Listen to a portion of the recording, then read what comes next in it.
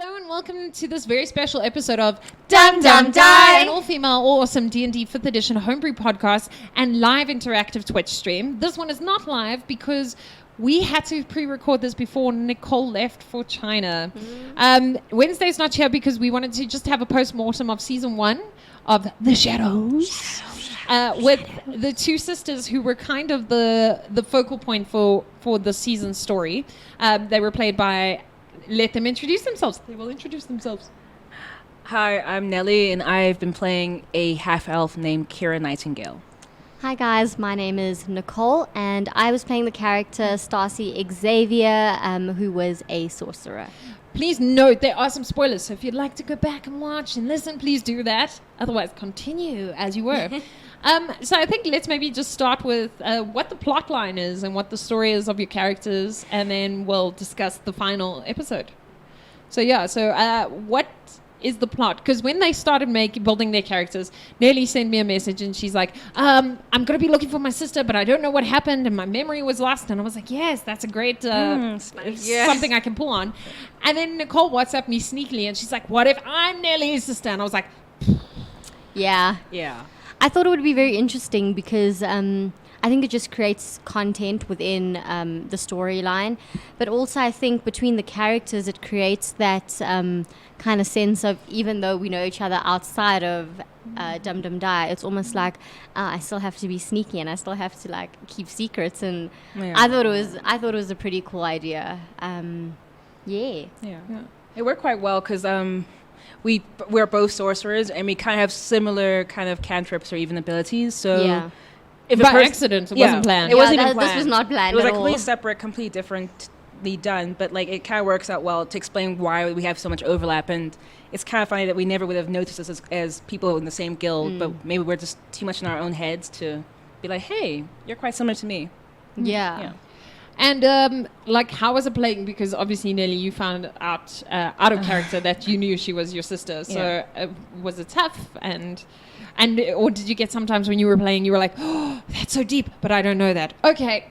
It's a whole thing of trying to like separate your playing character and like playing out of the game and try like figure out how to still be true to your character, not knowing all this extra information. Plus, I joined the one. Oh, jeez. Yeah, I've watched some of things so that already had spoilers as well. So some of the lore episodes. Yeah. I watched lore episodes, and so I was already like, oh, okay, that's a lot of background, and I am potentially also clockwork and all that other stuff. So it was a lot to try to contain into my character, but it was really fun. Yeah. So Nicole didn't watch the lore. So when we did the flip, I told her just before, I was like, "This is what's going to happen." So I didn't want to spoil it. What was the experience of knowing from your side, Nelly, knowing what the sort of final plot would sort of be, and then yours, Nicole, just hearing right before we're going to play, this is what's going to happen. So. Yeah, for me, I didn't want to preempt anything. So I remember when you said, you know, this is the episode that I'm doing and whatever, I was like, I don't want to watch anything because I feel like in game it's so interesting to see like natural reactions. So for me, I was like, okay, no, unless you really tell me something that's gonna really affect the game or something that I actually need to know, I wanted it to be as natural as possible because I'm also very dramatic as a character and as a person. So it's always fun for me to like kind of add my own, my own reactions, but it being completely natural because I literally didn't know half of the things that were happening. So yeah, it's on brand. Yeah. On point. That and I loved it. I was like, oh my gosh, this is happening. So I was just as surprised as everyone else watching. I'm like, really, that happened? That's cool. That's amazing. Yeah. Well, from my side, even though I knew what was going to happen, it still was a lot because the way things planned actually worked out was I didn't expect to be really emotional about it. It just took, Nicole, you're dramatic. You took it to another level, and like Wednesday night we're talking about it, and both her and I both knew what was going to happen. We both were like still hit sideways because that was pretty intense, regardless. Yeah, and I think it's something that our amazing support team also mentioned is we obviously built the plot point around the fact that Nicole's moving to China. Yeah. But it's also, you know, we were emotional in the game because of the game, but also because of outside the game. Yeah, no, definitely. I think we've built such a good relationship with each other. And I mean, Nelly, like you've just come in recently, but it's so, I think one of the most beautiful things about our group in particular is the fact that we have such a special bond outside of Dum Dum Die. So we can literally, before we come, we'll have like chats about how was your day? What are you doing? What's happening? If we're going through something super emotional, we'll chat about it. We'll give each other advice. So for me, these goals are family. So I think that's why we all got so emotional, because because I'm leaving, I feel like not I'm losing my family, but I'm saying goodbye to my family. And it may be like because of for a short period of time, or it may be for however long, but you guys are still my family and I'm going to miss you guys a lot. So yeah, I was very emotional, and I probably will still get emotional, but just know that I'm your number one supporter. And I love you guys. And we wish you the most epic adventures. Thank you. You guys need to come visit me. I'm so coming to China. Yes. Like, if they let me. You make it sound like you did this thing this one time and they're not going to let you I'm not going to into say it China. out loud, but like, please let me in. Oh, wow. Okay, that's She's not going to say it out loud, but you kind of did. But you know, that's just backstory for we'll later. just pretend you didn't hear that. Yeah. We'll edit it out. Yeah. And I think, and it was something we were talking about right after, like, how did you feel, Nelly? Because, I mean, you did know that the plot point was going to be that she was going to change. Yeah. But you reacted really well in character of not wanting to speak to her, but you knew she was going to, like, die in the next 3 episodes. Yeah. Did you think you were going to fix it before then, or? Like, a small portion of me thought maybe I should, like, try to, like, make peace and make amends before that, but that would be out of character because there's no way you could know. Yeah, I wouldn't have known. It's just like living life in general. You never know if today's your last day or not, or your sister's last day, for that example. Yeah. And so it only made sense for me to be completely like on the same path as I feel betrayed and I'm mad and I'm angry at her and I'm angry at the situation. I'm just like portraying all my feelings towards her because she's a convenient target, but maybe she's not wholly responsible. I'll give you that much. But yeah, it was tempting, but I decided to still stay angry and removed from her. And yeah, it's always that, like, I know out of game, this is what's happening. Yeah. We were saying before that now I was just like, I should find my mom. Yeah. I should find my brother. Yeah. Nicole, did you intentionally twist the knife on those things where you were like, I wish I could have been a better sister? I feel like it's super in character, but did you also just be like, ooh, put that little guilt trip? I think with that, it was so funny. Well, not funny. But No, it wasn't funny. I was funny. crying. No, but I mean... I'm not crying, you're crying. Exactly. But prior to that, literally like a few minutes before we actually started recording, Carla was like, Nicole, so, you know, this is your last episode and we're going to kill off your character. And so these are your options and whatever. And I was like, okay, cool. But I feel like we had spoken about it. And I was like, yeah, cool. You know, so what's going to happen?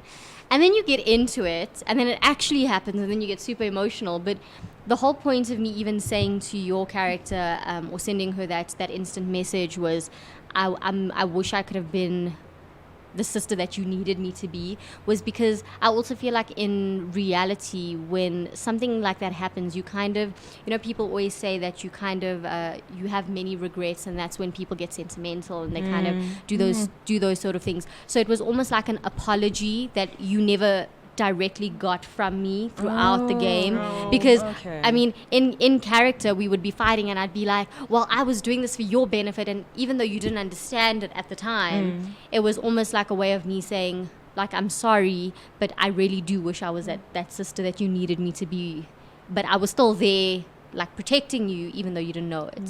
So you could have been upset with me, but I had my own reasons for doing that. Yeah. So it wasn't like a purposeful, I'm gonna dig. Yeah, because I took that, you know, like, digging. I was like, what? I'm already crushed, and you're just gonna just remind me I was a dick to you. Yeah, but I think it was also just Stacy's way of, like, being at peace with what she's done, and, like, you know, it was the only way, and that she really wanted to be a good sister to you. And I think obviously the way the relationship ended and the fact that you didn't want to speak to her and like you said all those damn nasty things, you know, it was just her way of saying like, I'm sorry and like, forgive me for not being that sister.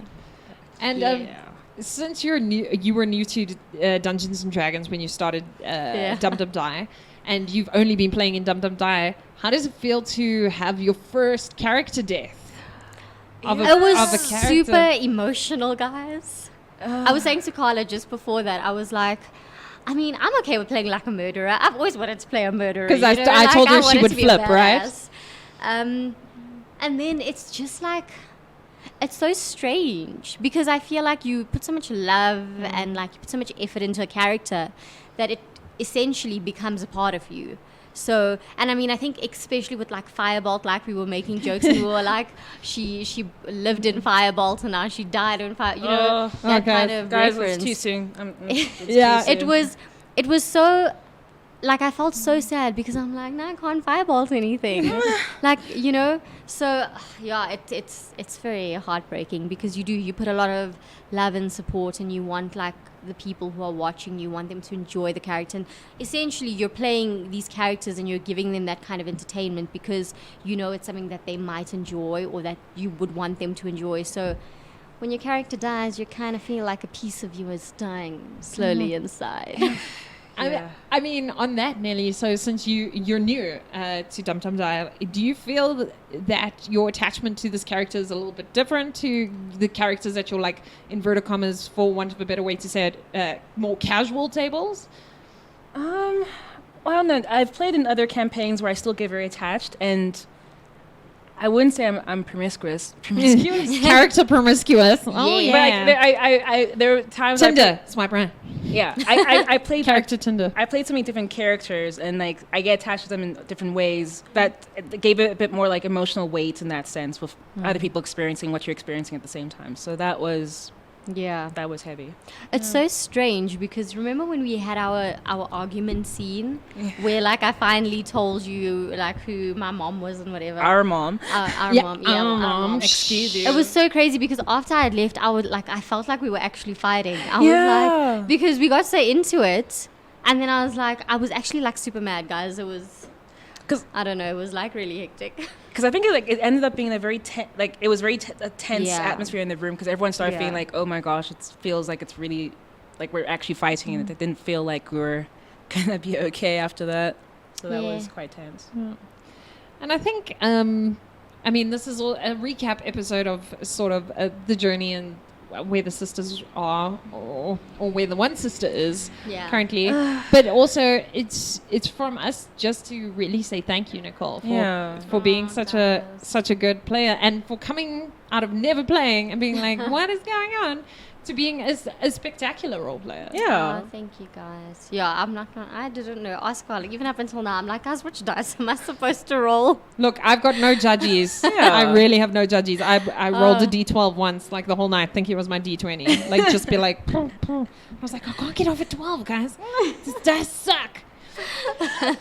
Yeah, I think it's been such an amazing experience. I think when you truly come out of your comfort zone and you try something different, you really see what you're capable of and also just how vulnerable you can be when you meet other people, and also like when it comes to something like this. Because when I had initially heard about Dungeons and Dragons, I'm like, I'm sure I've heard about that. Sounds like a board game, you know. And like that was my impression of it because I never knew what it was. And then I remember Tristan, our producer, was like, yeah, Nicole, you should totally try it. And then I met Carla and Wednesday and Kirsten and Kut for the first time, and I was like, I don't know what I'm doing, guys. I really don't know what I'm doing. And even like with my characters, when I initially started them, including with Stacy, I had an idea of the kind of character I wanted, but you don't truly know how in depth you want to go and which way you want to go.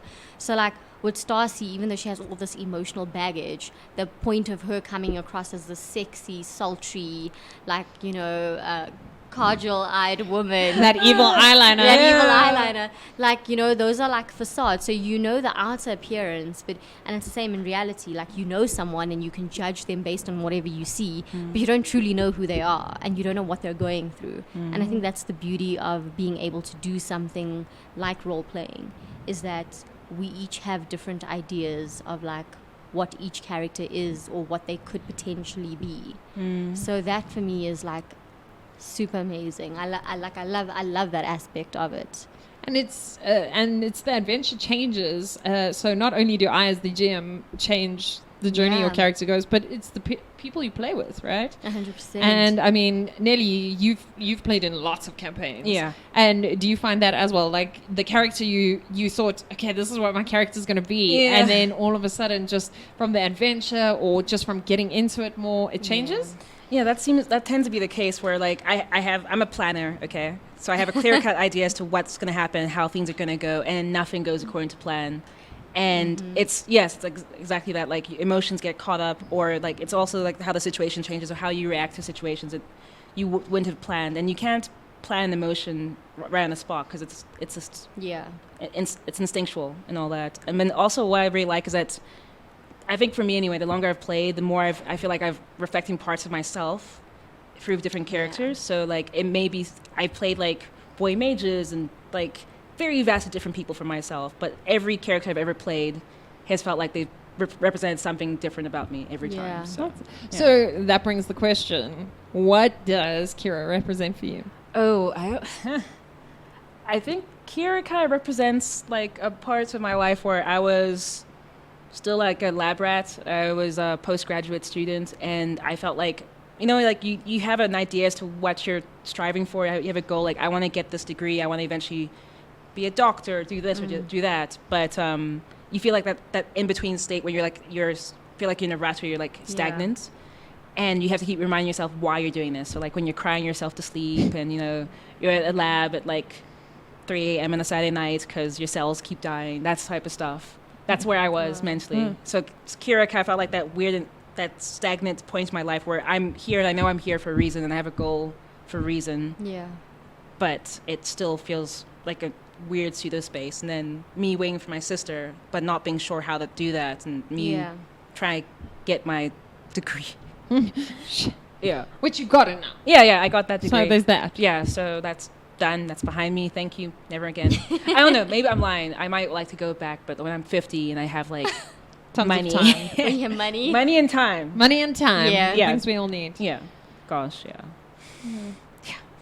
Guys, I'm so excited to see how Kiera grows, especially, I mean, forged in fire, right? Trauma, guys. Trauma does a lot of things to a lot of people. So I don't know. Yeah. Because someone was saying, like, why would adventurers go on adventures if they were super happy at home? They're going to be like, no, thank you. I don't want to go fight dire rats. Yeah. I'm super quite happy at home. Yeah. So trauma breeds adventure. Yeah. And Nicole just... I mean, I can't thank you enough for all the time you put in. I mean, we don't make money from this. We put money, time, effort, but it's like you said. We put love in it. Yeah, we put love in it. And it's like you said, it's not about the money for us. Although, I mean, I would like the money to help pay for the SoundCloud hosting. Yeah. But it's just a game that I got to build amazing female friends with that really, truly support each other. And like... I was saying the first time Nelly played with us, I actually had a really, really horrible day. Like, I came and I was like, guys, I'm sorry, I'm going to be 10 minutes late. I just had the worst day. I came and I was like, ooh. And then Nelly was like, look, you didn't have to come if you were so upset. And I was like, no. I had to come because seeing you guys just makes... seeing you guys and playing the game just makes us feel better. Yeah. It does.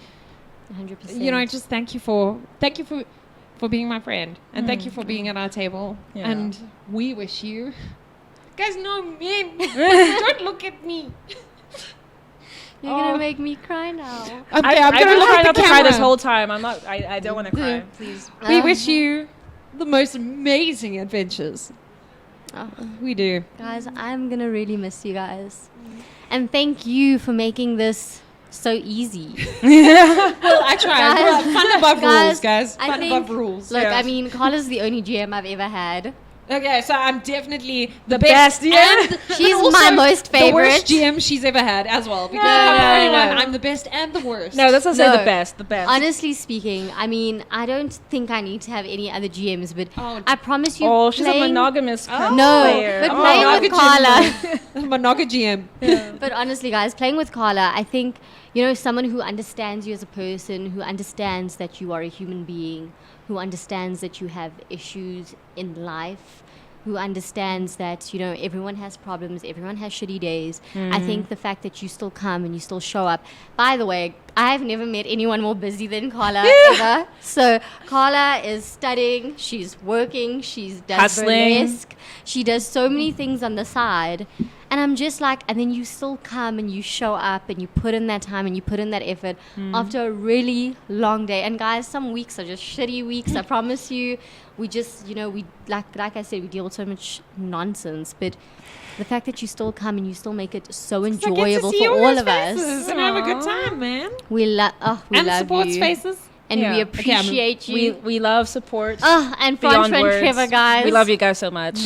They also go above and beyond. I'm so thankful and I'm so blessed to have met each and every one of you guys. Each and every one of you guys has impacted my life in ways you guys will never understand. So I am so thankful and I love you. No. Oh man. And yeah, we appreciate the chat, and we're getting to know you guys Yeah. as you participate and become our chappies. And we're going to see Nicole as a chappie. Yes. You are moving over to Guys, your promotion. don't stop subscribing. Tell your friends, tell your family, tell your foes. Yeah, and Tell familiars. everybody. Yeah. Yeah, we just wanted to have a chat and say bye to the sisters and bye to Nicole. Yeah. For now. For now, guys, Yeah. I will always be back. Dum Dum Die is my home. Yeah, we're gonna make a Dum Dum Die alumni. So as soon as you played, you know, you're forever in the Dum Dum Die club. Yeah. Yeah, So, guys. On that, it was a very special episode. I want to thank you for watching, and I want to thank you for playing and for being here. And Nicole, just thank you. Yeah. I love you guys. I want you. I hope the best for you. I want you to thrive and do amazing things. I will, and- guys. I'm going to add spice wherever I go. Of Yeah. course. Even in China. Definitely in China. Yeah. I want you to just go out there and live your best life. You deserve so much, and I just want to see you do amazing things. Yeah. Thank you, And make guys. sure you share it with us. Yeah. I don't will. be stingy. Guys, I don't want to be seeing I on Instagram will. that all of a sudden you've got a husband and we didn't even know he existed. First Yeah, of all, because she's I'm not- just saying. You know she's gonna get a husband. Look at this. Look at this. I mean, okay, now it sounds like we're pumping around. Like, if you're in China, Yeah. Nicole is looking for a husband. call us And on if you like- 1-800. You must like Dungeons and Dragons. Guys, at I least. am And looking be for a subscribed. husband. But if you're not a nice person, I don't want to No, know we don't want you Yeah. if you're not a I nice don't want to know person. if you're not a nice person. We are nice people. And Very we're nice kind. people. We're We're kind. Okay, I think before this turns into a like a married foreign bride, what's it? Email a bride. Yeah. Mail a bride. Mail a bride. We can if you. I mean, as long as it's in China, we can send. And you got. Yeah, China and money. Yeah. China and money. Basically, thank you guys so much for everything. Thank you for watching the whole of season 1 Yeah, of guys. Dum Dum Die, and we can't wait for season 2. And we hope you have a most amazing week filled with adventure, and we'll see you in season 2 in 2020. Bye, guys. Bye.